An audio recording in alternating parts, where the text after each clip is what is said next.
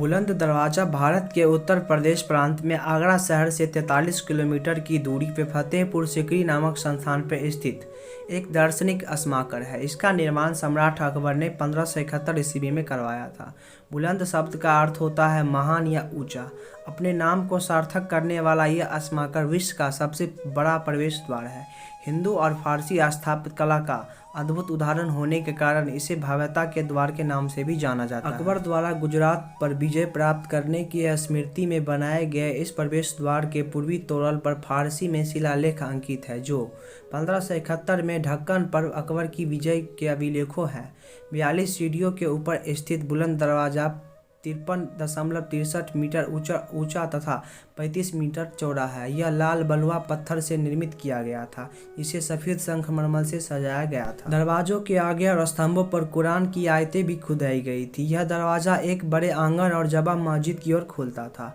सम अष्टकोणीय आकार वाला यह दरवाज़ा गुंबदों और मीनारों से सजा हुआ है। दरवाजे के तोरण पर ईसा मसीह से संबंधित कुछ पंक्तियां भी लिखी गई, जो इस प्रकार है। मरियम के पुत्र यीशु ने कहा, यह संसार एक पुल के समान है, इस पे से गुजरो अवश्य, लेकिन इस पर अपना घर मत बनाओ।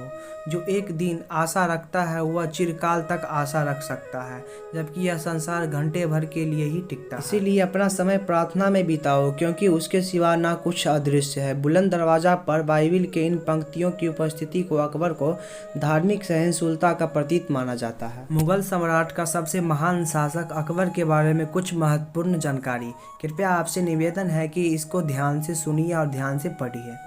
हुमायूं की मृत्यु के बाद मात्र एक ही पुत्र उसका था, अकबर, जो कि राजगद्दी पे बैठा। बहुत ही कम उम्र का था।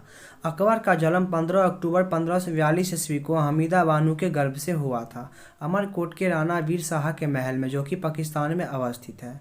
अकबर का शिक्षक अब्दुल लतीफ ईरानी, जो कि उस समय के बहुत ही प्रसिद्ध विद्वान थे। राज्याभिषेक 14 फरवरी 1556 ईस्वी को पंजाब के कालाडोर नामक संस्थान पे हुआ था। अकबर जलालुद्दीन मोहम्मद अकबर बादशाही गाजी की उपाधि से राज सिंहासन पे बैठा था। बैरम खां 1556 से लेकर 1560 ईस्वी तक अकबर का संरक्षण रहा था। पानीपत का दूसरा युद्ध 5 नवंबर 1556 को अकबर ने हेमू के बीच लड़ा था, जिसमें अकबर का नेतृत्व बैरम खां कर रहा था, क्योंकि उस समय अकबर का उम्र बहुत ही कम था। मक्का की यात्रा के दौरान पाटन नामक संस्थान पे मुबारक खां नामक व्यक्ति ने बैरम खां की हत्या कर दिया था। मई 1562 ईस्वी में अकबर ने हरम दल को अपने आप से मुक्त कर लिया था।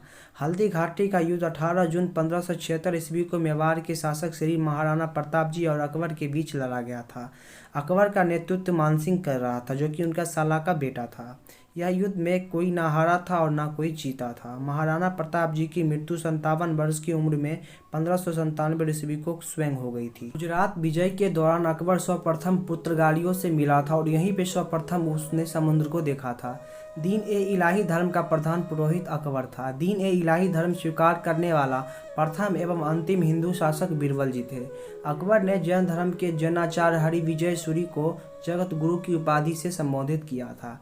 राजस्व प्रणाली के लिए जब्ती प्रणाली अकबर के शासनकाल में ही प्रचलित थी। अकबर ने दीवान राजा टोडरमल को 1580 ईस्वी में 10 साला बंदोबस्त व्यवस्था लागू की थी। अकबर का दरबार का सबसे प्रसिद्ध संगीतकार तानसेन था। दशवंत राय और वसावल अकबर के दरबार के एक चित्रकार थे। अकबर के शासनकाल के प्रमुख गायक तानसेन तथा बाज बहादुर, बाबा रामदास और बाबा बैरूम आजाद थे।